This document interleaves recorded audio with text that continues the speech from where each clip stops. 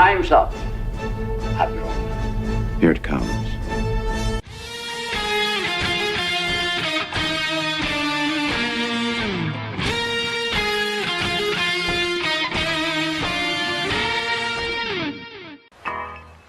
All kids out of the pool for Adult Swim. All kids out.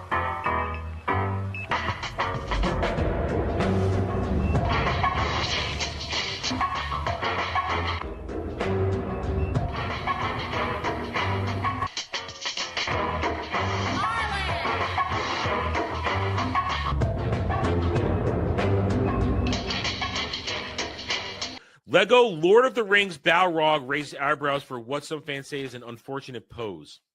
I see it. I see it.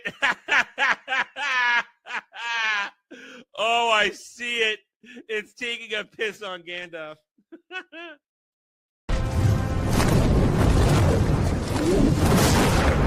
You shall not! Before you go, one question. Yes? Where in the galaxy is Sanusi? Show us your tits and I'll tell you.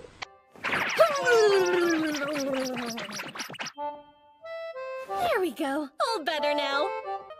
Man, titties are the greatest things on earth. Hang on. Stop bouncing. Asking my microphone to stop bouncing up and down as I adjust it. Hail and howdy, everybody. Welcome to the Daily Dive, the Double D's, where you, the audience, are in charge. You guys make this engine move through your desire to make me suffer. That's how it works around here. That is how it works. I am at your beck and call, except for a little bit. I've got some stuff to talk about today. I do. You know what? Honestly, I'm a little behind. I forgot to bring up one of my topics. I've got 3 things to talk about today. I got 3 things. The camera's over here, Adam. 3 things. I'm going over here. It's like, live television. Isn't it great? Yeah, I've got a couple things I want to talk about. Some things that are newsworthy. And then, of course, the carryover discussion from yesterday, which I said, which I wanted to talk about. That being, let's check out best MMOs to play in 2025. So let me just get this up now. So I'm a little behind. You know, things came up right before the stream that had to be taken care of. Okay, upcoming. Let's add that. No. I'm coming. I can spell. I want to. There we go. There we go. It's not the best one. Oh no, that's from last year. Can I get something relevant, please? Something now? Can I get an article from current day? Like maybe recently? I guess sort of. That's not what I want. You know, I remembered like 2 hours ago, and then I promptly forgot that I needed to set this up. Promptly forgot. You know, things happened, ate lunch, digested, expelled, and then promptly forgot. So let's go one more. Let me go one more down here. That's I don't want a video. I just want a list. I'm not watching some dumbass with a video. I want a list. I want a list of upcoming. Don't give me your fucking videos. I just want a list we can read off of and then get links to and look at things. Oh, what is that up? What is going on out there? I swear to God, I don't know if I dreamed this morning. I have no idea. I swear to God, at 8 a.m., there was construction going on outside, and somebody had a jackhammer going on. I swear to God. I'm pretty sure I didn't dream it because it was just horrible, terrible. I have to confirm with somebody. All right, this is from January, so I guess we'll try this one too. All right, we'll come back to those then. There we go. Anyway, so here we are. It's Wednesday. It's Warhammer Wednesday. Warhammer Wednesday, where we will be edumacated about some more 40K lore. Thanks to Kel with a $20 stream elements. Time to learn about Exorcist chapter. That's right. So that's our Warhammer Wednesday video. on top of whatever else you guys want to talk about, aside from what I want to talk about, because I have things to talk about. I have things on my mind. Things on my mind that I must share, because guess what? It's my show. Even though you guys are in charge for small parts, it is still my show. It is still my show. And I forgive me if you see me going like this. It's because I got bamboozled. I have a first world problem that I must complain about. A complete and total first world problem that I must complain about. I have essentially been using the same type of toothpaste all my life. I like Crest, and I like it when it's in a gel form, not the paste, but the gel. And I know what the one I like is. Crest Advanced Deep Clean Mint. And I know what the box looks like, and I know and I know it's the right one. And I got all excited a couple of weeks ago because I thought that Costco was finally carrying my toothpaste in bulk for a good deal. 4 boxes for a good deal. 4 tubes of toothpaste. I'm like, yes, finally. I can get it for a deal. I can stop buying it at freaking Walmart. I can get it at Costco. Well, I opened up a new one last night, and it's the paste, not the gel. And it's not the worst thing in the world, but it's not what I like. And what it's doing is it's making my lips feel cool and refreshed. And I don't like the feeling on my lips. What's going on here? My lips are constantly have this cool feeling on them now after I brush my teeth. And because I'm a gentleman and I brush my teeth before the stream, because I ate lunch before streams, I'm gonna brush my teeth so you guys don't have to, be assaulted by me having just eaten lunch like that. I have this feeling on my lips I'm not accustomed to, and it feels weird. Problem is, I got 4 tubes of this shit to go through, and they're like real tubes, like this long. It's gonna take me months to burn through these. So my first world problem. I know it's a first world problem, but I still get to complain about it for false advertising. They did it. They said it was looked like my toothpaste, but it wasn't. Damn it. Come on, can I get some sympathy? You're just going to call me gay and we can move on. Anyway. All right, guys, hit that like button. I hope you guys are having a good day. My day has started off fairly well. Everything's looking rosy. Everything's great. And we're ready to do this show where for $5, you can ask me to rant about anything within reason. There are limits. We don't do politics on this channel. $10, you can ask me a question, and I will tell you no lies. Ask me a question, I will tell you no lies, and I will go down a rabbit hole for whatever we want to talk about. I can do that, no problem. Then, for another type of $10, you can rent me to play a video game for 30 minutes. We've already proven that it can break me. I was broken already once this week. And there are ways to punish me, make me play games I don't want to play. But I have to have the game too. That is kind of a thing. Kind of have to have the game. But you can rent me for 30 minutes, $10 for 30 minutes at a pop. And of course, you can't stack those $10 to 30 minutes. You know what I'm saying? So you can rent me for 30 minutes. I'll play games. I'll do reviews of those games if you so want me to. For $15, I will give you a hot instant take on an article we may come across in our perusings of the news, or one you may be sitting on and want me to react to. That is fair game as well. $20 and we watch videos. And for $30, it has been put into power now. We are doing it. For $30, you can get me to do a live on-stream review of an episode of television or a movie of your choosing. But you got to give me 1 to 2 days, and we have finally got one of those. Kratos has me watching Jurassic Park Rebirth for Friday in order to answer a question he posed yesterday. So I will be watching Rebirth in the next couple of days, and on Friday for my segment, I will give my review of it, and then I will answer Kratos' question to the best of my ability that he put out in a $5 super chat. So there you go. Them's the rules. That's how we play around here. Of course, any other type of super chat is also welcome. If you simply want to express yourself, that is fine. Just know that if you do that, you also earn the right to make me do something. Like when Samuel on Monday gave me $20 just to tell me to drink out of a hose, that earned him a video related to hoses. So we did it. And we learned things that we shouldn't know about the Flexzilla. Anyway, so I've got a couple things I want to talk about. This is some news today. Yes, yeah, Bug, any episode. Any episode. If I haven't seen it before. Yeah, any episode can be out of context. I mean, that might be part of the fun. Have me watch something completely out of context. And then I have to react to it live on stream after I've watched it. I'm not going to watch it on stream. I will watch it and then give my live review. That means no edits, no.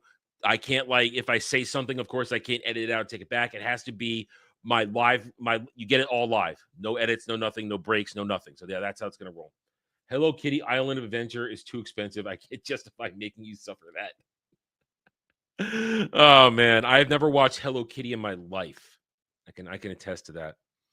I sent Dermy an article for Friday. I don't know if he'll use it, but for Ballbusters, they have announced a live action My Little Pony movie. They've announced a live action My Little Pony movie. I sent it to Dermy. We'll see if it makes the cut for a discussion on Ballbusters on Friday. We shall see. Anyway, all right. So I have one. I want to do my topic right away before we get into news because it'll be in the news segment. So I want to get it out of the way now because it's my thing I want to talk about. It dropped about, I would say, an hour or so before I woke up, and it's already kind of hit the social media news. I find this very interesting, and the initial part of it is that casting is important when it comes to TV, movies, that kind of stuff. It's important you cast the right people. A lot of complaints I have sometimes is miscasting. And when it comes to certain things these days, we all want to go, please, no more Tom Holland. Please, no more Zendaya. Please, for the love of God, no more Pedro Pascal. And we ask a lot of times, and I've said this for a lot of things, give me no names. Give me people I have no idea about. I have no idea who they are. I am very interested to see what they're going to do when they are not carrying the baggage of expectations from other things or shit they have spewed into the ether of social media. So actually, I want to say for a year now, there was a sect of, I'll call it queerdos and weirdos existing on social media who were trying to push the man that is Hunter Schafer, the trainee, the queerdo Hunter Schafer, to being Princess Zelda in the upcoming Nintendo-produced live-action Legend of Zelda. And I know I've made content on it, and I never claimed it was really happening. My content was these people must be stopped. They must not be listened to because they are not actual fans. They are queerdo, agenda-pushing, window-licking, drooling morons who they want. Who they just want to push agenda. They don't care about anything. They just want to get their queerdoness out there. And they were campaigning hard with propaganda-backed shit to try and get Hunter Schafer to be Princess Zelda. And you can go back. I made a video about, I think, 2 months ago where I said, don't believe this. It's not real. It's just bullshit on social media. And I don't think Nintendo will be stupid enough to put a man in the role of Princess Zelda. And lo and behold, what do we have here? Today, we wake up and we get the announcement that, indeed, they have cast a woman as Princess Zelda and somebody that is not Tom Holland as Link. So this is from Shigeru Miyamoto, the man who created Zelda and so many other things for Nintendo. This is Miyamoto. This is a translation. I am pleased to announce that for the live-action film of The Legend of Zelda, Zelda will be played by Bo Bragason and Link by Benjamin Evan Ainsworth. I am very much looking forward to seeing them, both of them, on the big screen. The movie will be coming out. He has a part 2, be coming out in May of 2027. Now, for the first part of this statement, I want to say congratulations. Congratulations for not being stupid and for casting what looks like an attractive young woman and a dude. A dude. Now, I don't know who these two are.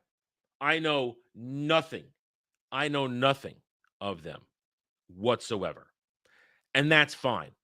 These are young people new to their careers, and I wish them the best of luck. And now I close the book on that part of the discussion. We have a Link, we have a Zelda. Now here's where I will move forward with my coverage of this at this point forward. I said it before, and I'm going to say it again. I think making a live-action Zelda movie was the wrong choice. I think it was a mistake. After the success of the animated Mario, I think they should have stayed with animation. Also, Zelda is a complicated property. Now, I am by no means a complete Zelda guy. I played the original games on the NES and the SNES and the Game Boy, and I peeled away on N64 because I didn't have an N64 and I wasn't interested in playing it at that point forward. So there's a large swath of games of Zelda that I have never played. But I have kept up on the lore. I have kept up on the story and the idea that Zelda has so many branching timelines. The good timeline, the dark timeline, the original origin point, this and that kind of thing. Zelda is so complicated that they have to be so careful when they tell the story. Now, it presents you with many options.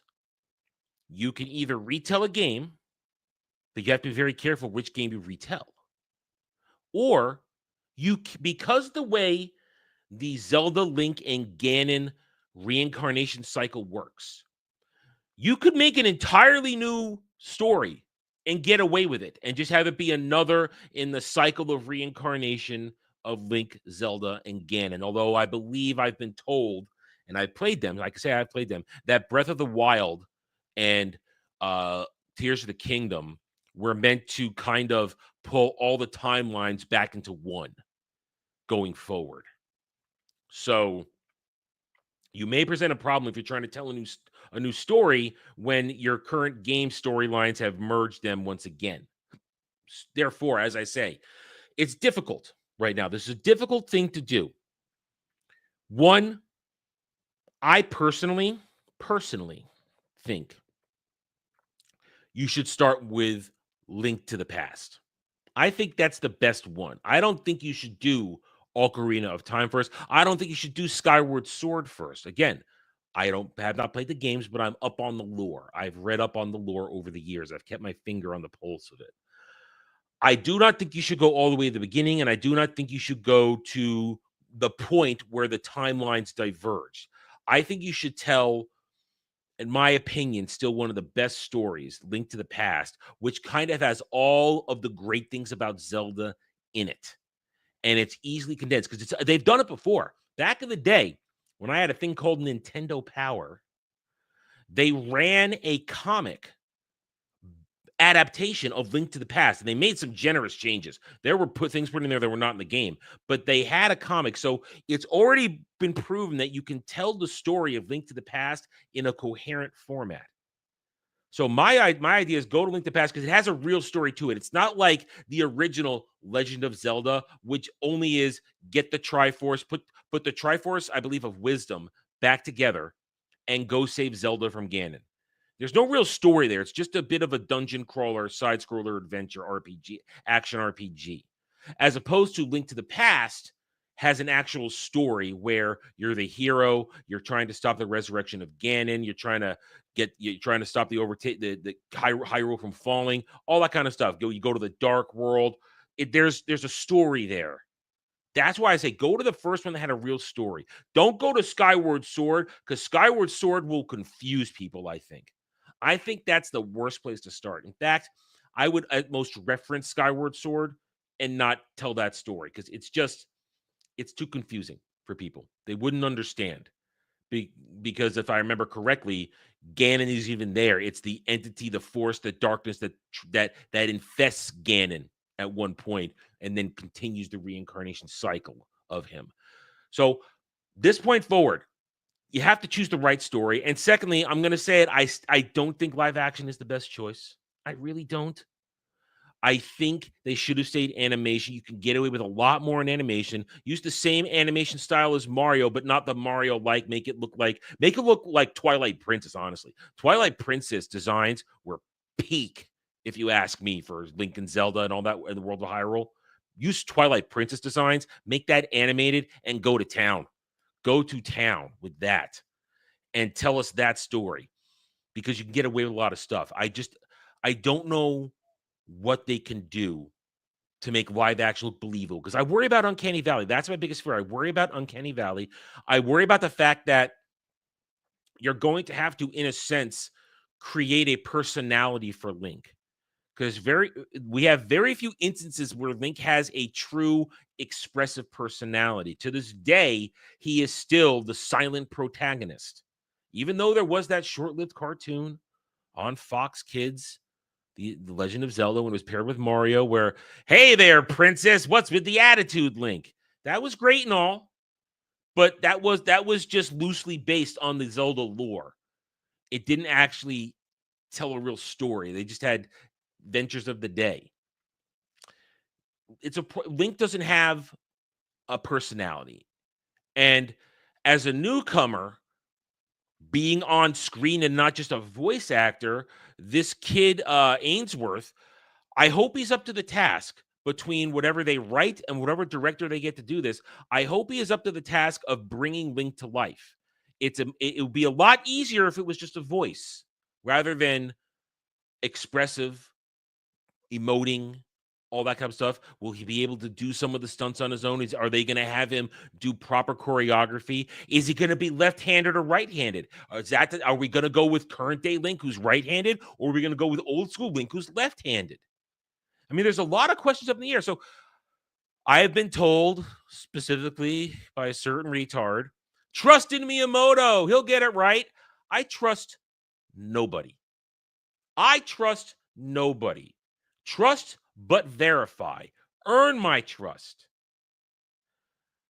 I would like this to be good, but at this point, I think it has a very large mountain to climb. And it's only made more difficult by live action. So there we go. We have got our first major news for The Legend of Zelda live action movie coming out in May 2027. That's still a long time away. That's just a little over a year and a little under year and a half away.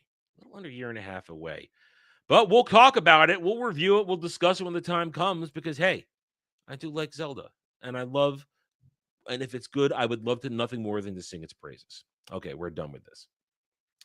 All right, there we go. So I wanted to discuss that before we got into it, so you guys would know. Hey, I'll tell you one beautiful woman that had the first name Bo Derek. Come on, Kel. You know Bo Derek. You're older than I am. You know Bo Derek. Damn straight. There is a beautiful woman who has the first name Bo. So I got you. Can having no personality be a person character? No, it can't. I will say it cannot. They're going to have to craft a personality for Link, and the problem is there's very little to work with. So that's a challenge. It's a challenge they're going to have to overcome. Hey, look, the Ginger's here. Hello, Ginger. How are you? Anyway, all right. So that was my little thing, my first thing. I have my other thing where we're going to follow up on our discussion from MMOs today. Because I remember I said yesterday, after talking about gaming, let's see what the MMO field looks like today. Once a year, I kind of do this. I look at where the MMOs lie, what's going on, what's coming up, what's working, what's not. And I haven't done that yet this year because I haven't been interested to, but we talked about it yesterday, so we will. But of course, let's get into the show proper. Let's go through the news. Where's the news? I have the news. That didn't work. That did not work. All right, let's refresh everything. Has been about 20 minutes since I put these together. We're also still keeping it simple in terms of the websites, because these are the best collection of crap that we get. All right, so let's bring it up. Hail and howdy to everybody as everybody's rolling in as we get started here. I hope you guys are having a good Wednesday. Remember to hit the like button. Hit the like button. So far, I'm starting to believe that the whole crossing 4,000 thing is real.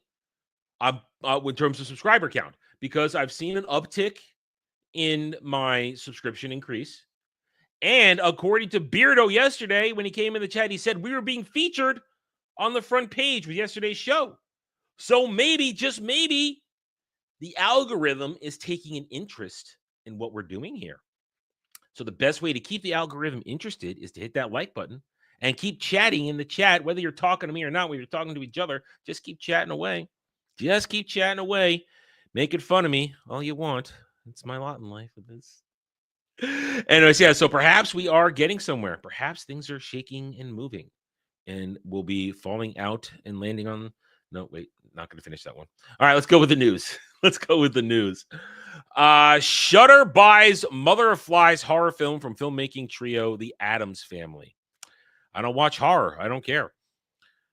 How Disneyland made a lasting impact on variety staff, from seeing Mickey statue and embracing kitty rides to losing a valuable diamond. I feel like that's a massive fluff piece right there. That's a massive fluff piece. Tessa Thompson and her production company Viva Mod signed with CA. All right, here. You want to talk about Setlick right here. You want to talk about having no personality and making personality character? Tessa Thompson has no personality. No personality as an actress. But I guess she's made something of a career of it. Same freaking expression, same freaking character in every movie she's in. So I guess there was an answer to that. Martin Sheen narrates Ghosts of Hiroshima book trailer ahead of James Cameron film adaptation. Okay. Black Swan getting 15th anniversary IMAX release. Okay, I'm going to say this. I've never seen Black Swan, but somebody who I trust completely did see it once upon a time. My dear sainted mother, who was a professional dancer, a professional ballet dancer in her youth. She said that movie was appalling with the choreography, and trying to have Natalie Portman portray a ballerina was god awful. So that's my statement on that. What I meant by confusing is that you shouldn't start with it, because it would set a confusing trend for normies who don't know Zelda. Maybe I should have said that more clearly there. I think it's a bad starting point for a film franchise. I don't think you should start with Skyward Sword. I just don't, because it doesn't have all the trappings of the old school Zelda games. That's what I'm saying.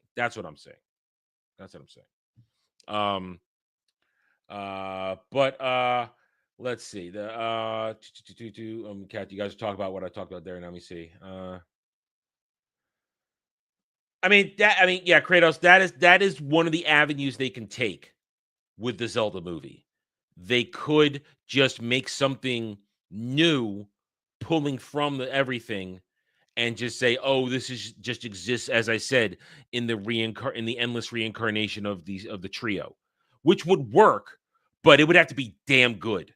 You would have to have a damn good story to tell that you weren't going to use in a video game, is what I'm saying with that. Is what I'm saying. Old man giving Link the wooden sword. Man. I remember playing the original Zelda game way back in the day. The original. I was one of the first kids to have it. Yes, once again, Mr. Privilege had Zelda first. Problem was, I wasn't any good at it. I couldn't. At 6 years old, I was not a good gamer yet. I didn't have the dexterity. I didn't have the eye-hand coordination. I didn't have the attention retention to get through it. And I had a sort of friend named Teddy, who at 6 years old had insane eye-hand coordination for gaming. He was crazy good. So he would come over and he would play the game, and I'd watch him play it and get past the points I couldn't get past. And that was my original experience with Zelda. Now, of course, once I got older, I have gone back and, of course, beaten Zelda. I did beat the original Zelda eventually, years later when I was older. I went back, okay, I'm older now. It's been a few years. I've been playing Nintendo enough. I'm gonna go back and beat Zelda for real. And yes, I did, of course, beat Zelda for real. When you had the eye-hand coordination to do it, I could. But I was no good at it, but I did have it. I just was no good at it originally. You think they should go just something in the timeline? I mean that might be the safest route. That might be the safest route to do. And I wouldn't fault them for doing it, as I said a few minutes ago. But I still think there's a large mountain to climb it being live action. I'd have a lot more sense of security if it wasn't going to be live action. I just would. I just think live action was the wrong way to go. Now, if I'm proven wrong, we'll find out in a year and a half. We'll find out in a year and a half if I'm wrong. But we got time. We got time to go. And also, honestly, we'll know what they're doing if they do if they cast Ganon. We'll know what they're doing. If they cast Ganon, then they're definitely not doing Skyward Sword if they cast Ganon. So we'll know. Or Ganondorf. If they say Ganon or Ganondorf, we'll know what they're doing. We'll know what approach they're taking. Because if we get a casting announcement in the next month or two, I'm assuming they have Ganon cast, and because did they cast Link and Zelda, they've got a Ganon cast. And The Rock is Ganondorf. Good Lord, no. Oh, God. I've heard Batista thrown out there for Ganondorf. It's like, no. Point is, when they announce Ganon, if they say Ganondorf, then we know what route they're taking. We're going to get a story of Ganondorf becoming Ganon in whatever reincarnation cycle we're doing here.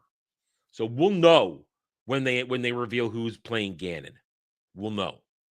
Because if they say Ganon, then we're going full Pig Boy. Then we know we're right into Pig Boy. But if they say Ganondorf, it means we're going to get human Ganon. We're going to get Ganondorf before becoming Ganon, Lord of Darkness, and stuff like that. So I mean, we'll be talking about this for a year. Honestly, this is gonna be a reoccurring discussion every time we get news of this movie. We're gonna have these same discussions over and over again. So let's buckle up and get comfortable. The story and discussion are not going away. Brie Larson joins Olivia Colman in FX limited series Cry Wolf from Sarah Treem. Sure. I don't care about. Listen. Whatever you like or hate Brie Larson, she has gotten an outstanding publicity team. We don't hear shit from her now. We hear nothing. Last thing we heard was during the Switch 2 promotional stuff where she unboxed a Switch 2. And that was retarded but harmless. So she's got a much better publicist and PR team that just keep her under lock and key and don't let her say anything. And that's fine. I don't care about Brie Larson, but I will give her kudos for hiring better people to take care of her image. Because she has essentially rehabilitated her image from the Captain Marvel era. She's essentially rehabilitated her image. I could say that, honestly. Gia Coppola, Mark Ruffalo, Ari Aster helped drive audiences to Rome's cinema and piazza screenings. Fuck off anything with Mark Ruffalo. I don't care. So it's a Boulevard screenings. I don't care about that. Ariana Grande says it's very silly to think she's abandoning music and make new acting roles. I plan to sing for you all next year. Ariana Grande can sing. She always could. Even from the days back on Victorious. She can sing. But that girl needs to eat a hamburger and she needs to stop being weird. And she's also I will never forget and I will never forgive as someone who was and is a chef who at one point sold food products to people. I will never forgive her or forget when she got busted on camera in a bakery licking donuts and putting them back on the shelf for other people to come up and buy. I will never forget that nor forgive it. That's disgusting, degenerate, barbaric behavior. To lick somebody else's food. And that isn't like your partner or somebody you swap fluids with. To do that and put it back and some stranger's just going to eat the donut you licked. Fuck you, lady. Fuck you. You're a piece of shit. And at one point, I would have had sex with you, but now you are a kind of a ghoulish-looking creature that needs to eat a pizza and a hamburger a few times a week.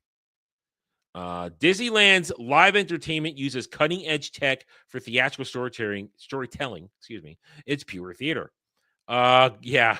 But nobody's there. Nobody's there. The parks are growing empty. Jax Taylor not returning for the Valley season 3. I don't even know what that is. I know we did last summer review a slasher whodunit meets a who cares. Okay. There's a lot. I know there's a lot of talk about Jennifer Love, huge tits, walking the red carpet, looking pretty. Mother of 3, looking very thick. Now, a little too thick for my taste, but doesn't look bad. She looks fine. A little too thick for my personal taste, but she looks fine. Nothing wrong with how she looks. A mother of 3. Nothing wrong. Nothing wrong with that. But that's going around since yesterday. Hopper's trailer, Pixar film pokes fun at Avatar as young scientist gets put in body of beaver. I remember hearing about this. We made fun of this a long time ago on a different stream. We made fun of this.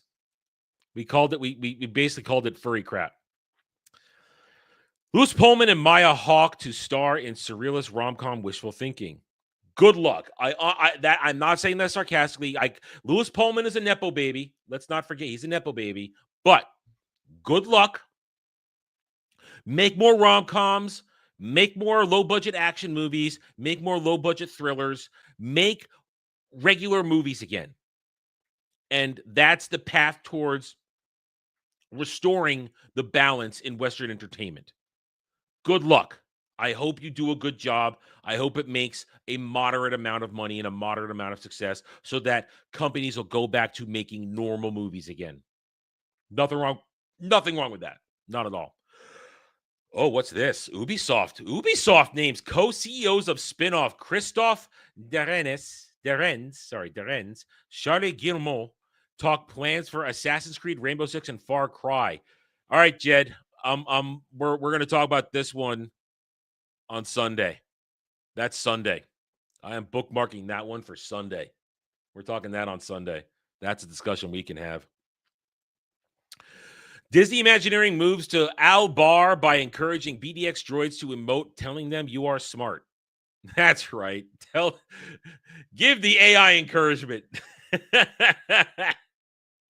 Box office. Superman aims for $55 million or more in second weekend.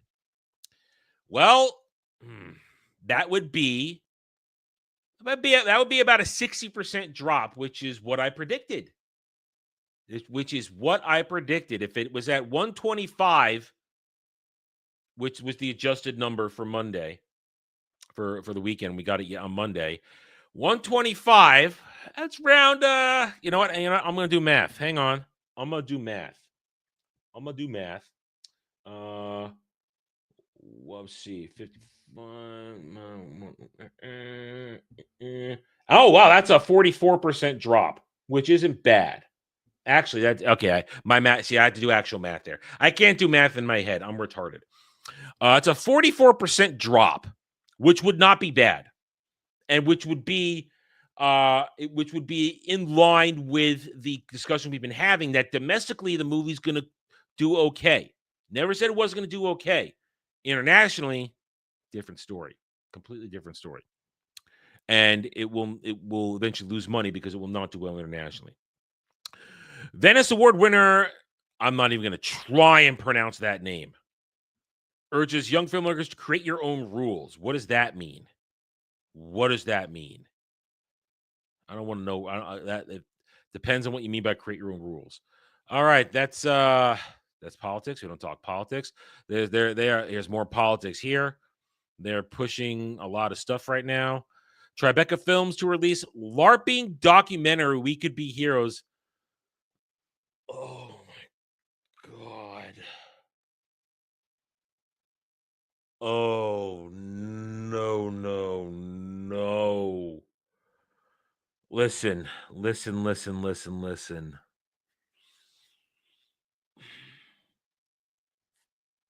I'm an old school tabletop gamer. I played it as a kid. I grew up with it, played it through grade school, high school, in college. Let us not glorify LARPers. No. Did I play pretend when I was a kid? Yes, I was a kid. I had toy swords and toy guns, and I played pretend in my home. No. The people who walk around with the cutout lightning bolts going, lightning bolt, fireball. No. LARPing bad. LARPing not accurate representation of tabletop gamers. This is not a good thing. And I'll be honest, I don't normally do documentaries. I kind of want to I think we should have a watch and a discussion about this. I really think. Because I'm an old school gamer and I know what they did. I'm aware of it. Never did it, but I'm aware of it. I'm too young. Go out there. Don't go LARPing. It's retarded. Live action role playing. Oh, God. No, just no. No. No. No, I can't say no enough. I have not tried it. Don't you guys speak evil and alter my actual lore history of my life. Don't you try and change what happened. Don't you try and make shit up. No, never happened. Never happened. Oasis reunion movie, tour movie, cinematographer. Don't care about Oasis. A Kafka biopic. Sure. Stranger Things 5. Vecna comes to Hawkins for an explosive battle in Final Season. I read my lips. I do not care about Stranger Things. I have never cared about Stranger Things, and I will not care about it now. I just don't. Not interested. Overrated. Knives Out 3. Oh, go fuck. Chloe Zhao's Hamnet, Channing Tatum's Roofman. Oh, go fuck off all those movies. Morgan Wallen, Kendrick, singers who have no talent. Great. Israel's first micro dramas per platform launched by Red Skies. Good luck. After the Hunt trailer, that's Julia Roberts. Roberts unravels in Luca Guadagnino's Me Too scandal drama with Andrew Garfield. Oh, whatever. Me Too was a hoax. Naomi Osaka tours Tokyo in off-day new travel series following athletes exploring the cities they love. There's nothing wrong with that. That's nothing wrong with that. I Know You Last Summer gets custom curated fragrance. What? The smell of death? Smell of murder? Veto. I veto this. What? I have told you guys the embarrassing shit I did as a kid already. I've told you my stories. Already told you a bunch of the embarrassing shit I've done as a kid. Kumal Nanjiani, Michael Earl join Oh Mary on Broadway. Great. Stay on Broadway. Don't be Booster Gold. Soccer. Don't care about soccer. Mattel launches Wicked for Good toy line, including new figures modeled after Ariana Grande's, Glinda, and Cynthia. I have nails that are too long, Arrivo, which means I have disgusting hands, Arrivo. Yeah, I said it that way. Okay, whatever. Let's go one more in, and then we'll move on. Webtoons Japan dominance fuels ambitious anime adaptation strategy. We're bringing fresh new content to both fandoms alongside established IP. Hey, if something's good, it's good. If something's good, it's good. and it'll earn its place in the cutthroat industry of anime and manga in Japan. Zama's Lucretia Martel on Netflix, AI and the Collapse of Planet Earth. What? That just screams queerdo to me right there. That's just screaming queerdo to me. Doug Liman, XR thriller Asteroid leads Venice immersive competition lineup. Spheres director Eliza McNick to preside over jury. Things I don't care about. Okay, here's the Zelda story. Joaquin Phoenix says, I'm so sorry for a horrible and uncomfortable Letterman interview. One of the worst nights of my life. I don't know. Pro-Putin conductors Italian concert sparks furor as Alexei Navalny's widow calls for cancellation. Goya Best Picture, don't care. Freerin Bergeron. Freerin and teams teams with Tokyo live action role playing game attraction Global Bulletin. Oh god, listen, Freerin isn't bad, but I'm going to say it every time it comes up. Stop putting it on a pedestal with perennial greats. It's had only 22 episodes that really didn't do a whole lot. It created a bunch of memes and told a very average story that happened to speak to a lot of people with certain instances, but it's nothing groundbreaking about Freerin. From the storytelling to the animation, nothing groundbreaking. So let's stop. Can we stop pretending that it's an all-timer when it hasn't earned that right yet? Please. Let's see. Felicity Jones does an audiobook. Don't care. Lupita Nyong'o doing more shit I don't care about, and some show I don't care about. Sorry, this is the problem with Variety. We get to this point, like 3 pages in, I just don't want to read these anymore, which means we're going to move on. I don't do the summer review, Zelda live action, Rise of the Machines, more AI crying, Stranger Things, blah blah blah. Let's go over to IGN. Beloved animated web series Murder Drones makes the jump to comics. Good for that. CD Projekt Red reveals Cyberpunk 2077 patch 2.3 contents, including new vehicles, auto drive, and more. If you're still playing that game and enjoying it, good for you. I don't play it. I'm not going to play it. Andor created Tony Gilroy response Diego Luna and Genevieve O'Reilly's Emmy snubs. The amount of Stan crying and wetting their pants over Andor and all its Emmy shit, what it was given nominations for, what it got snubbed over. It has been how many months now? 2 months since this show ended. Nobody talked about it until again now when we're talking about a useless awards ceremony where it's been nominated for shit. So nobody cared about Andor before. It went away.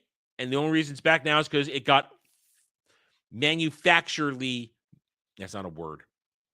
It got artificially pushed to the forefront of the news because of the Emmys, which is, of course, also worthless. Netflix unleashes Stranger Things debut. Teaser trailer, saw that. More Zelda news, just discussing the actors.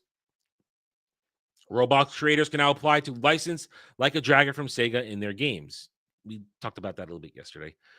Whose story is rebooted in the DCU? James Gunn knows, won't say, of course, but did tease it. Someone no one expect. Done talking about it.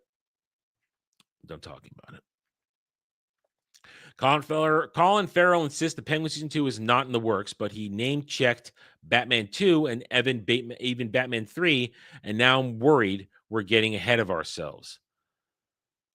I have nothing to say on any of that. I didn't watch any of it, so I have nothing to say. Aside from I don't care. HBO boss says The Last of Us Season 3 planned for 2027 and that the series lead actor change isn't a concern. Druckmann, Cuckman already jumped ship. You've got nobody left there except those who thought they could get away with this by making it. They're pushing that shit to 2027. Goes back to our conversation yesterday about, or the other day, about They can't make television, proper television anymore. They just can't. Nobody cares about nobody. Last of Us season 3, when it comes up, that means they're taking a whole year off to make 8 episodes. They're taking a year to make 8 episodes and somehow try and make Abby interesting. Oh, they know they're fucked. That is they know they're fucked. That is they know they're fucked. Weasel. I don't need to take that from no furry. All right. Bungie actively re-recording missing or replaced Destiny 2 dialogue. Arnold Schwarzenegger reveals which movie he made that he really wishes he would get a sequel. Nintendo confirms Zelda stuff. Okay, Nintendo's secretive Switch 2 exclusive Drag X Drive or Dragon Drive getting public demo, but you'll need a Switch Online subscription to pay. So does that make it gated at least? I don't know. Ready or Not developer Void Interactive reportedly has no intention of taking down mod that strips controversial censorship changes. Did we talk about that yesterday? Steve Lava Chicken song added to Minecraft, but you'll need to hunt a chicken jockey to find it.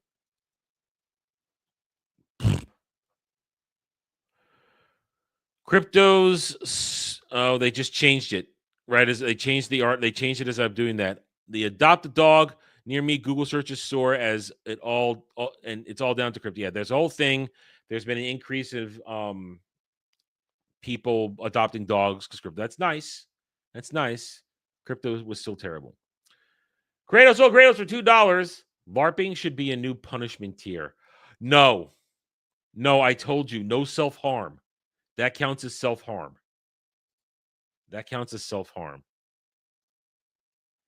Probably get arrested. Zack Snyder says he's letting Rebel Moon movies boil as Bloodline spinoff launches for Netflix games. We talked about that yesterday. Nobody wants this. Nobody asked for this. All right, Park Place. Shooty Gatwa claims he left Doctor Who because I'm getting old and my body was tired. He's once again, we already talked about this a little bit. We joked about it. He actually said the words.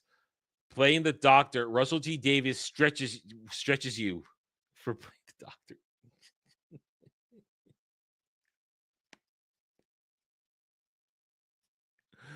Hocus Pocus 3, don't care. Protesters disrupted Vice President Vance when he did that, when he went to Disney. We know this. Casting Zelda.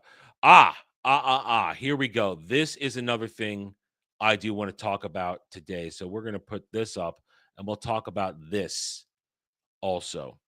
We're going to talk about this. I do want to talk about this. Sue Storm becomes leader of the Fantastic Four in the comics ahead of film's release because we are now ramping up for baby steps. We are ramping up for baby steps.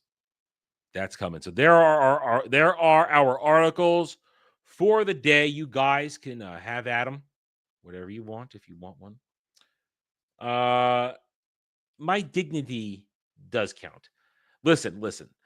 The Day of Doom is a special case. There's a lot wrapped up in that.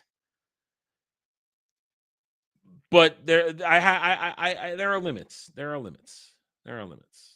And we're in an amusement park, so it's kind of a theme park. So there's a lot wrapped up in that there. But no, so there are limits to what I will do to myself.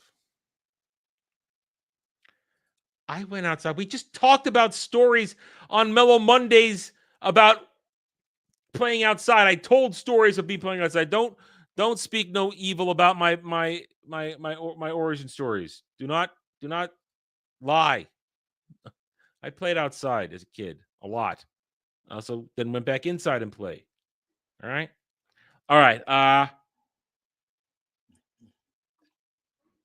Let's do some Warhammer Wednesday while you guys think about a topic, if you want any articles, and then I do want to go over that Fantastic Four story. I want to go over that. That is important. or actually, no, we'll go over the MMO stuff, and then we'll go over the Fantastic Four thing. Or maybe you know what? Screw that. I'll make a video all by myself on the Fantastic Four one. Yeah, I'll make a video by myself on that. I'll leave that for myself. So we'll do this. Then we'll talk the MMOs, and then if we have anything else, we'll get to it. All right. So thanks to Kel, $20 for the lore on the Exorcist chapter. Once again, we are joined by Arbiter Ian, who we like Arbiter Ian. We respect his channel. If you like his channel and like his content, go subscribe to him. We are reacting to his stuff. We will be adding our own commentary and thoughts on the Warhammer lore as we do this, because we're making sure that we're being transformative. So we'll be pausing frequently to discuss it. So here we go. Arbiter Ian, the Exorcist chapter, origin, lore, and demons. I always like to say daemons because that's even worse. Daemons. All right. Hi, gang. The popular Did I hit the right thing? Was there audio? Yeah, there's audio. It says there's audio. There's audio. image of Space Marines in Warhammer 40k is that of the noble, heroic defender, angels of the Emperor himself. And today's chapter are no exception. A completely Codex-compliant chapter. The Exorcists work hard to... So that's important because we've already done the lore video of the Codex compliant stuff and how that's important. So that's really important. It means these guys do not break the rules. They are completely in line with what the Space Marines should be in the here and now. maintain Take it easy, Setlick. Have a good day, man. There we go. their prestigious image as glorious defenders of the Imperium, and any rumors of dark magic, strange rituals, and demonic possession are, of course, completely unfounded. Oh. Okay.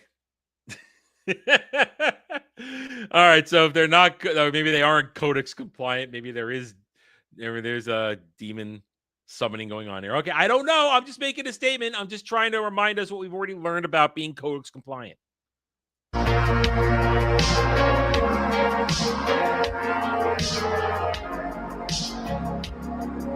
The Exorcists chapter are a force of warrior scholars, a peerless Space Marine chapter of visible provenance and strict adherence to the Codex Astartes, whose warriors boast an exemplary record in defending the Imperium against many enemies, particularly the forces of chaos. Their tireless quest for hidden knowledge, working alongside august institutions like the Inquisition, have seen them thwart the machinations of the demonic and corrupted across the galaxy.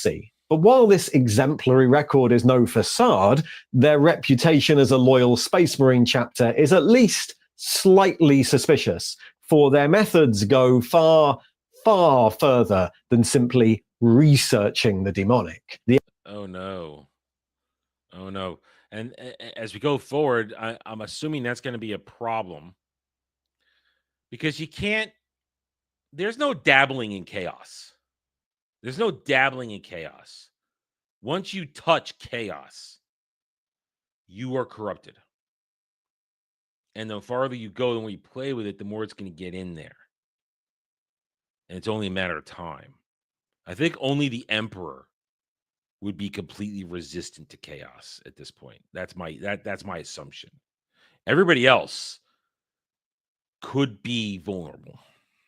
Exorcists are, by any inquisitorial definition, radicals, Space Marines dedicated to using the tools of the arch enemy against itself, masters of 1,000 occult and secret rites, and if anyone ever found out the real reason for their characteristic meditative calm, it's likely the chapter will be declared the darkest of heretics. The exact origin of the chapter and the nature of its founding is shrouded in mystery. It's known that the Exorcists were the only recorded chapter created during the 13th founding of late M35 or early M36, known as the Dark Founding, and their own records hold that they're descended from the line of Rogel Dawn, a successor of the Imperial Fists, though they don't hold close ties to any other Imperial Fist successors, or seem to hold Dawn in any particular high regard in their chapter rights. Any more detail is classified under a bull absolute issued by the inquisitorial representative at the time of their founding.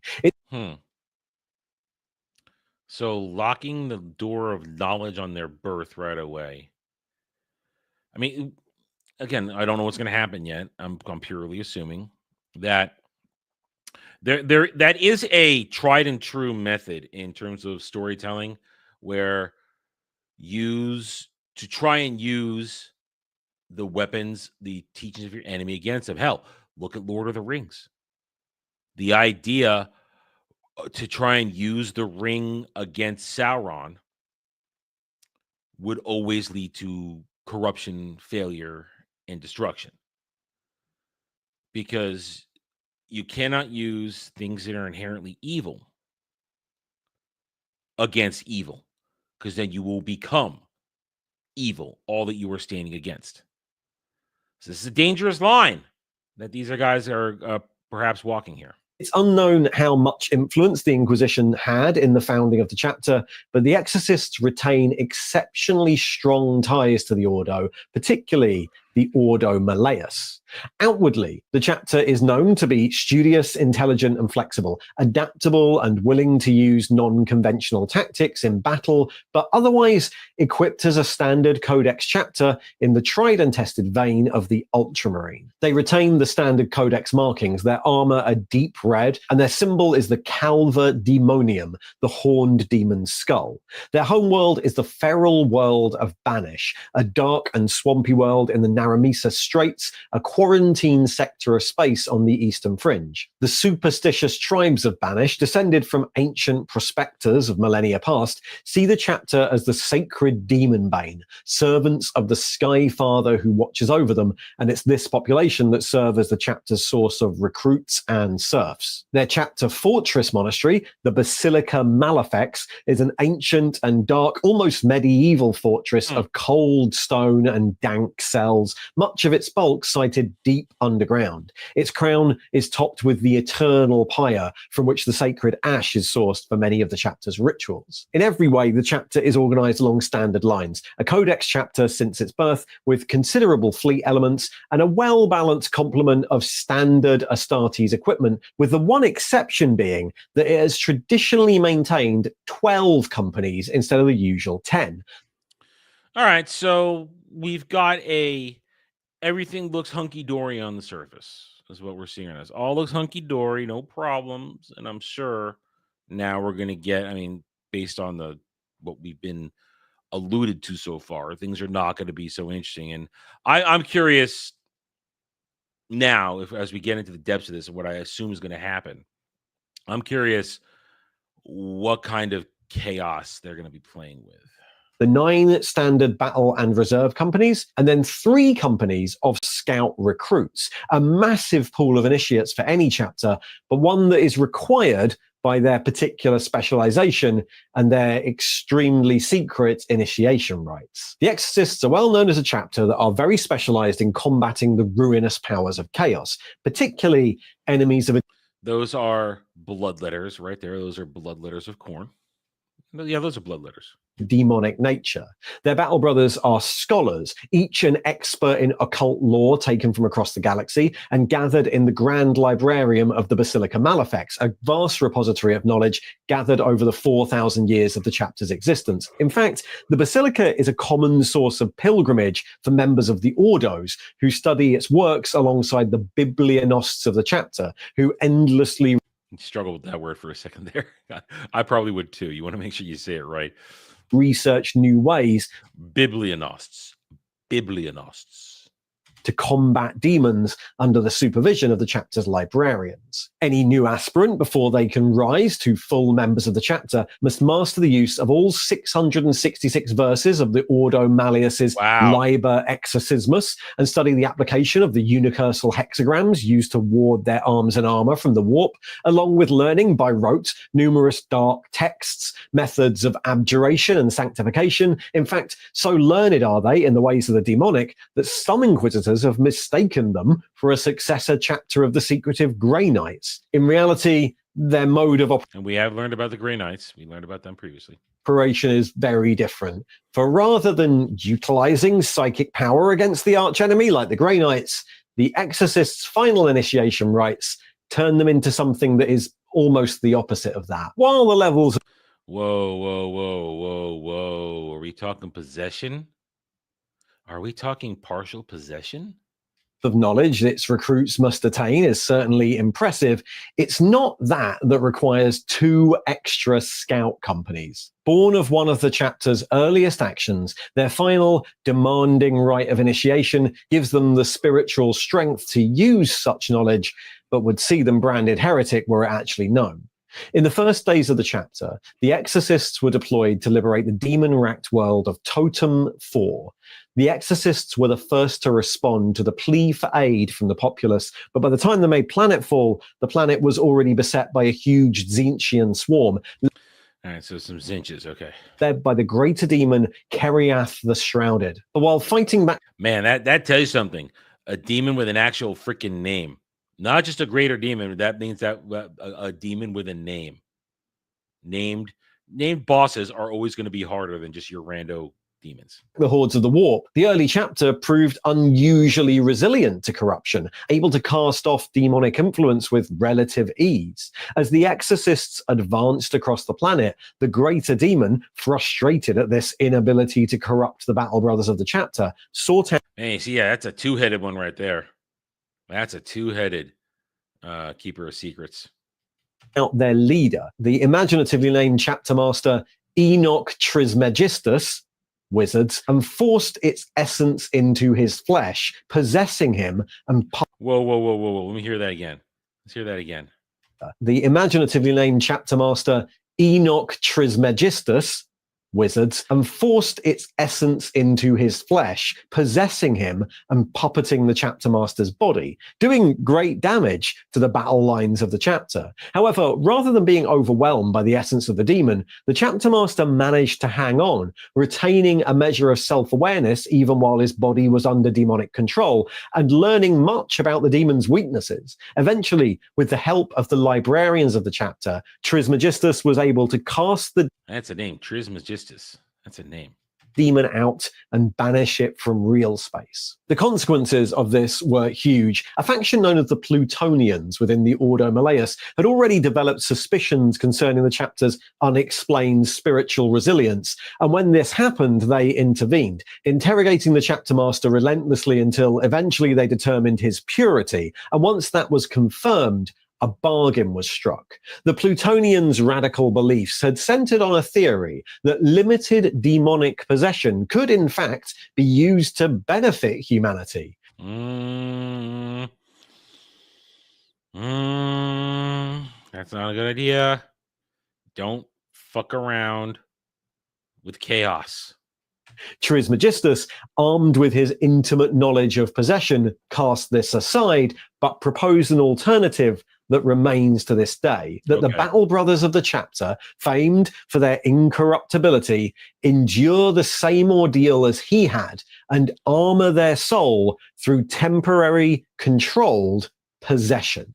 Oh, man. So they are willingly letting in a demon, then they cast him out. Damn. Oh, that's what I guess they call him, the exorcist, huh? Ever since then, as the final step in their initiation process, after service in the Scout Auxilia, but before the final implantation and raising up to a full battle brother, every initiate of the chapter must first be possessed by, and then cast out, a demon of the warp. This sacred and extreme...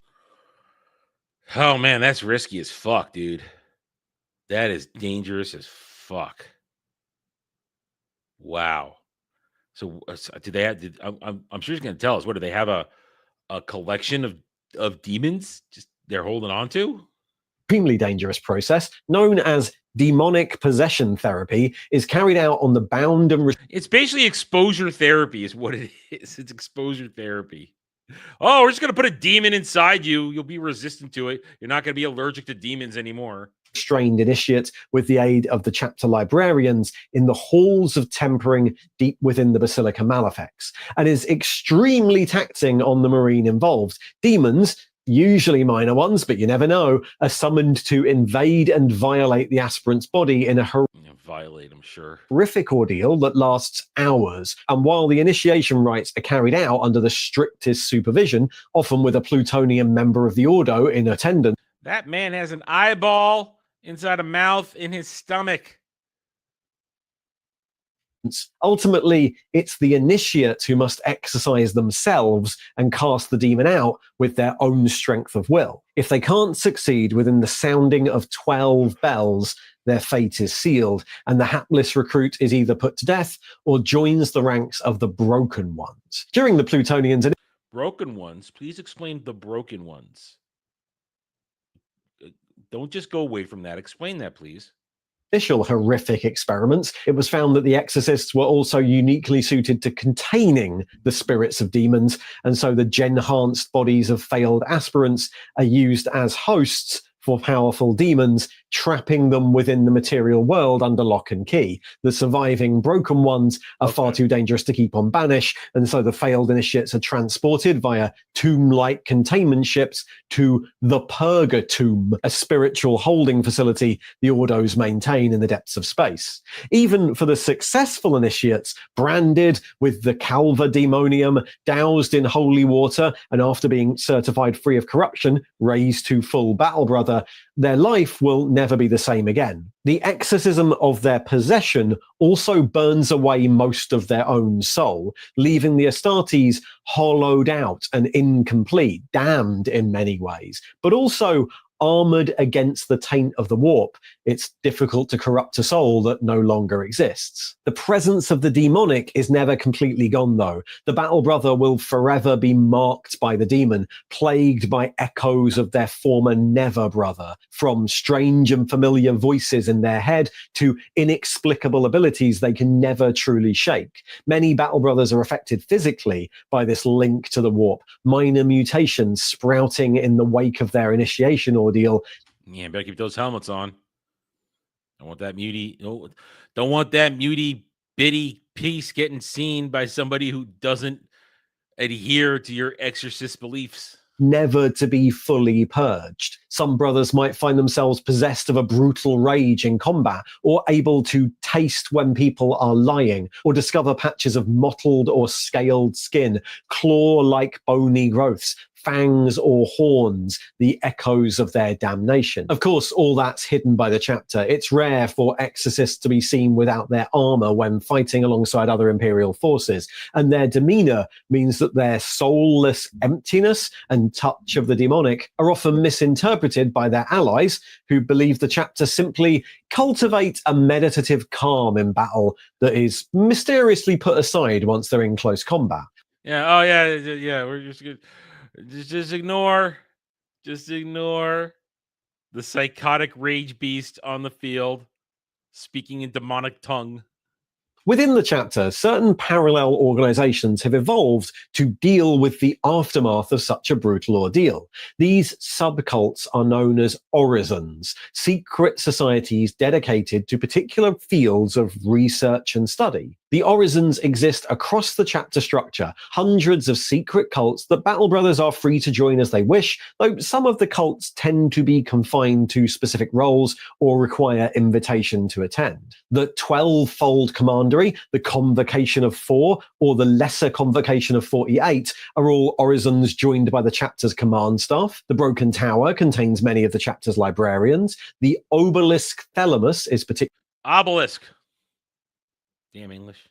particularly popular amongst heavy support squads, and the Enochian Guard is the ritual orison of the first company Terminator squads, membership of which is dependent on having slain a demon in single combat. Each of these societies has their own secret books of lore, forms of greeting, and sacred rituals, many of which involve the use of limited forms of warp magic or prognostication. They also have their own ranking systems, which results in the Battle Brothers of the chapter frequently carrying secondary titles, such as Brother Initiate, Almoner Captain, or Lector Sergeant. The Orisons, as well as... How about Demon's Fuckboy? Because that's what you were. as providing focus to the studies of its members, also serve as support networks, allowing the Battle Brothers of the chapter to better cope with the disfigurements, minor corruptions, and temptations that are the lingering result of their temporary possession. The exorcists are empty vessels, and the rituals and observances, the societies and symbols are all ways of bringing a thin veneer of meaning to the broken psyches of the chapter. This unique... Let's just take a moment here as I'm thinking about this. realize what this is.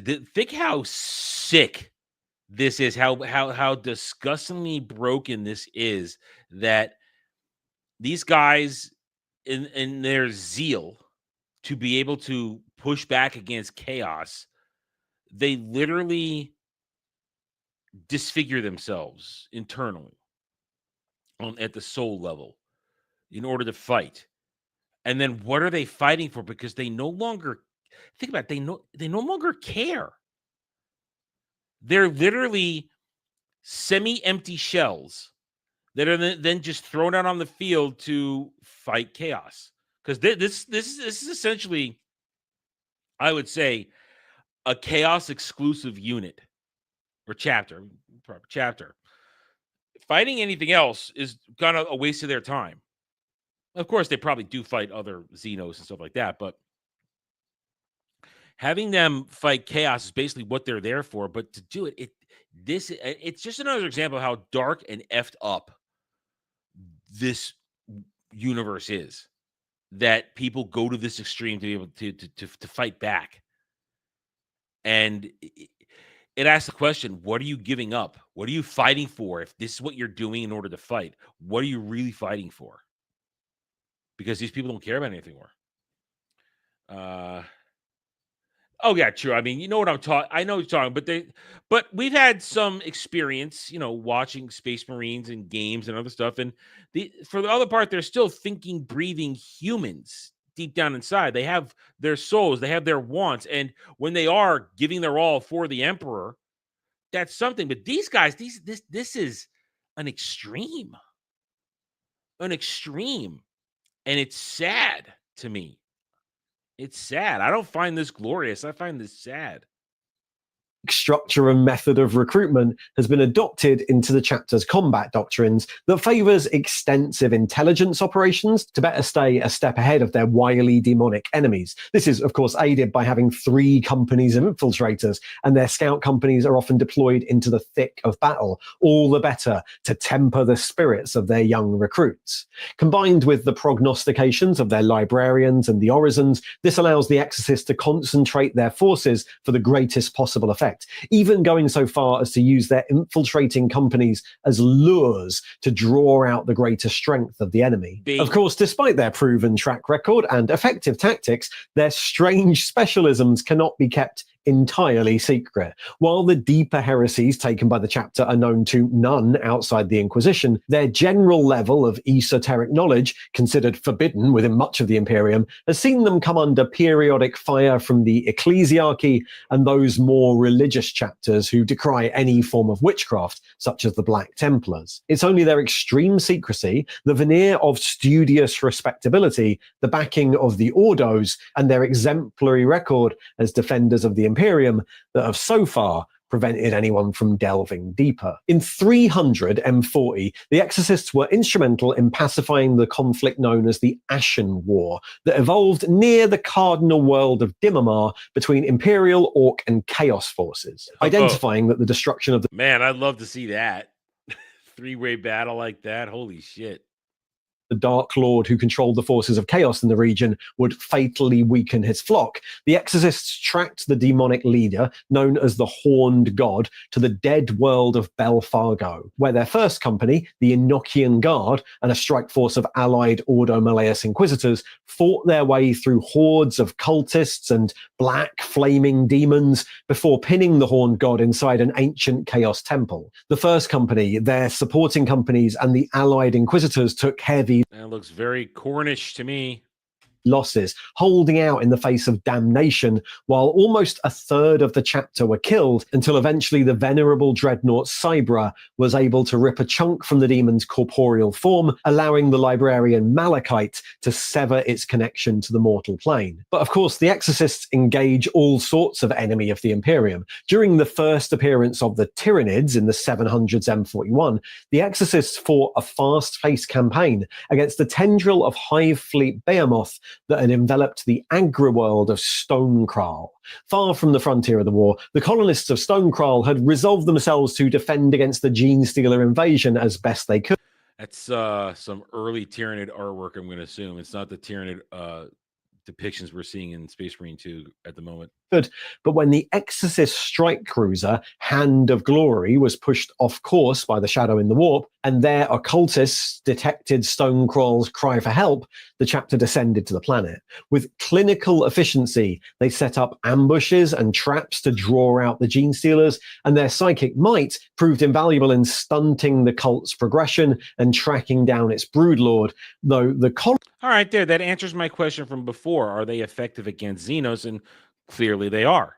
I mean, listen, of course, any Space Marine is going to be able to kick ass, take names against stuff. But I was wondering, as a chapter that seems specifically designed to fight chaos, will they be effective against another enemy of the Empire? And clearly here it is. There's an example of how effective they were against some Tyranids. Colonists considered the fearful Space Marines to be hardly less terrifying than the alien attackers. The Exorcists were then late entrants into the Badab War campaign, arriving only after the secessionists had been declared excommunicate traitores by the Inquisition. Arriving piecemeal between 908 and 911 M41, the eventual task force would comprise around half the chapter, the 2nd, 3rd, 5th, and 6th companies, half of the 1st company, and their 11th Scout Company, all led by the 3rd Company captain, Silas Alberic, a colossal warrior in specially adapted warded power armor who held the rank of Keeper of the Vigils. The fleet assets attached to this were considerable: 2 battle barges and 3 strike cruisers along with their escorts, and they proved immediately useful in the Loyalist invasion of Sagan, where their planetary assault capabilities were put to great use, while their 2 battle barges proved adept at corralling the secessionist ships. After a brief period serving alongside the Sons of Medusa on Signax, the 2 chapters did not get along well, the Exorcists were spread across the main Loyalist battle line, finding additional success in the Endymion cluster, where they took the merchantman Soyuz Maru after a 3-hour boarding action against the Mantis warriors. From that point, as the war reached its final stages, they formed part of the main battle line during the assault on the Badab system. They were linchpins of the initial invasion on the outlying planet of Piraeus, an assault that almost ended in disaster. I mean, Kel mentions Badab, and there it is right there. So I of course look forward to that because I want to learn.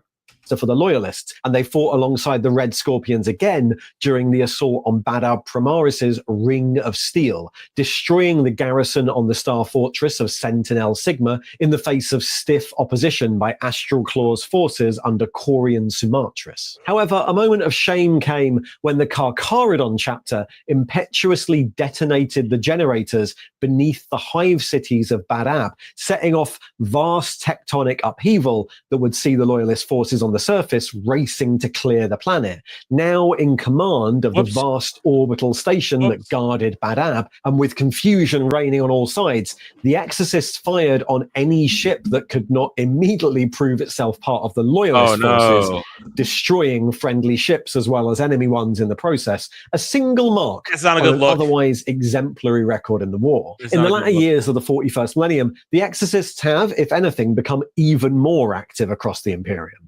The chapter fleet were one of the primary Space Marine forces that fought in the Gothic War, and in 970, the 2nd Company of the chapter fought alongside Inquisitor Lord Kotiaz during the cleansing of Opridia.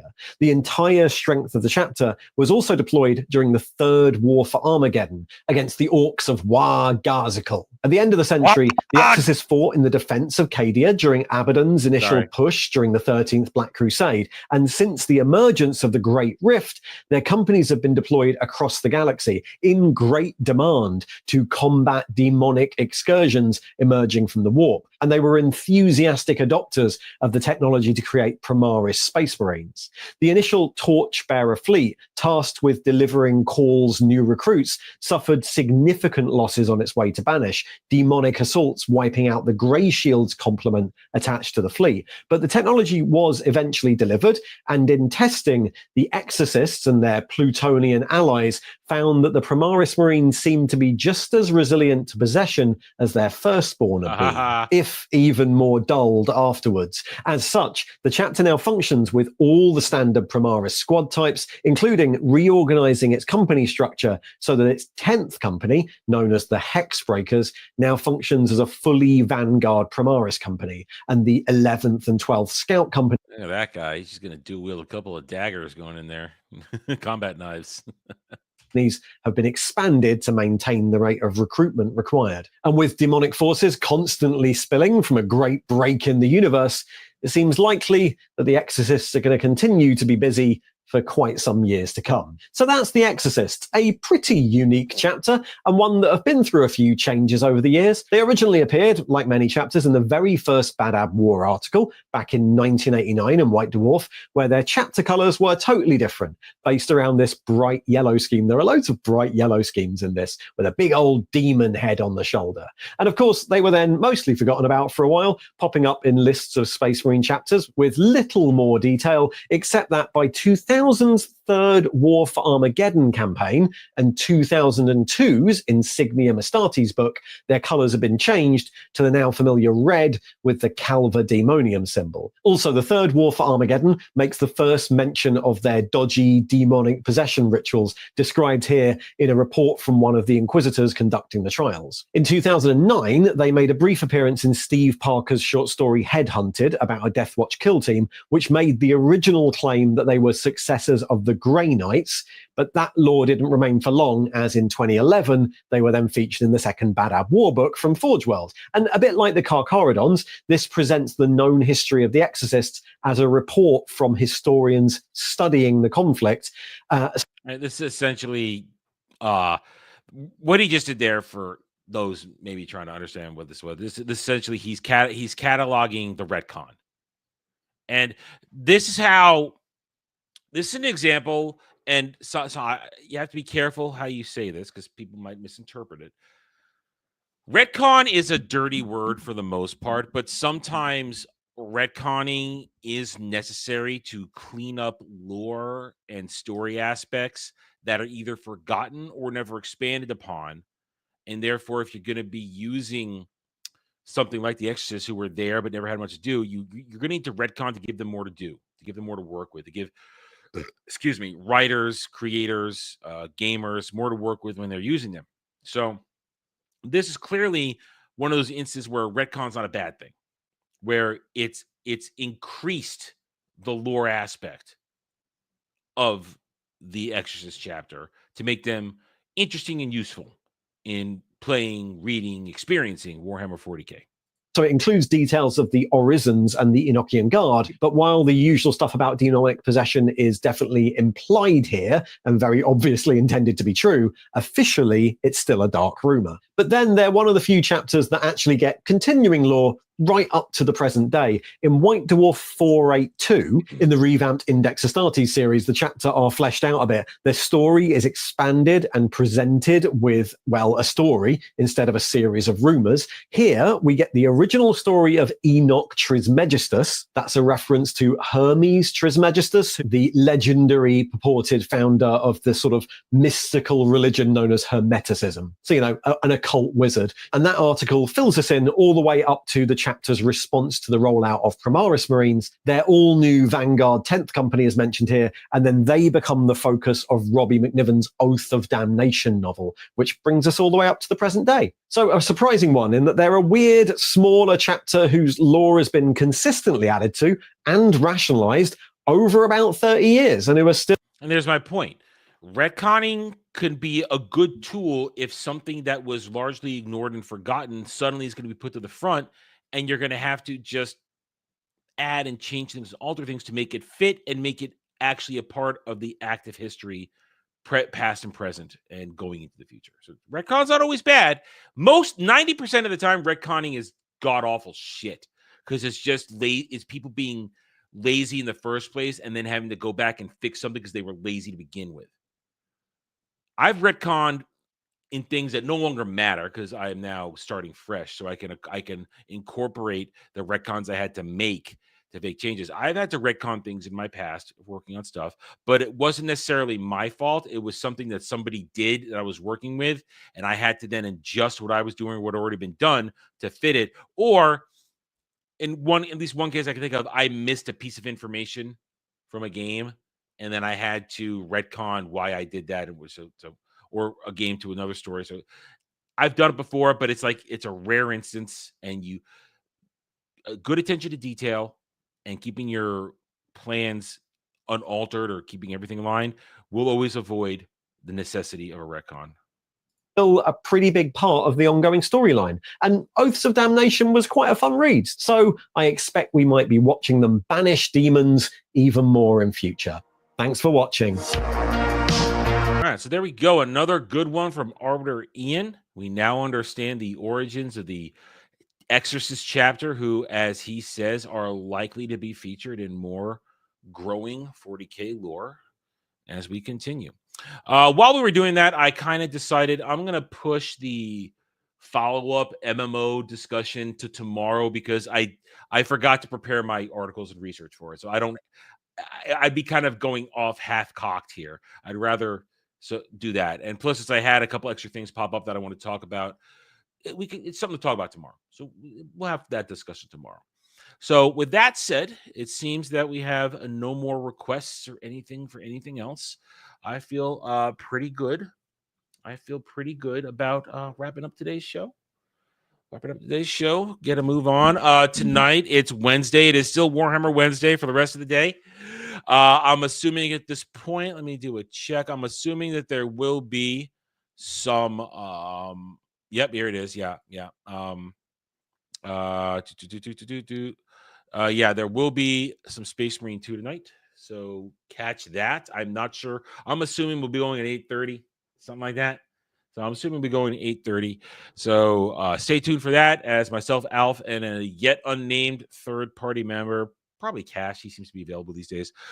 We will be teaching the Nids a lesson and beating the crap out of some chaos. I prefer fighting chaos, honestly. I don't like fighting the Tyranids, at least not in my current build with the sniper. It's rather annoying to fight Tyranids as a sniper. But yeah, so we'll be fighting some Space Marine 2 tonight. It should be a lot of fun. Other than that, stay tuned for other videos, streams, this and that rest of the week. Remember, we will be doing the Rebirth review on Friday. This weekend, we'll be doing The Rock on Saturday Night Drive-In and all kinds of other nonsense going into other streams. So thank you, everybody, for joining me today. You got a video. You could save it for tomorrow, Weasel, if you want to. You can save it for tomorrow. We don't have to do it today.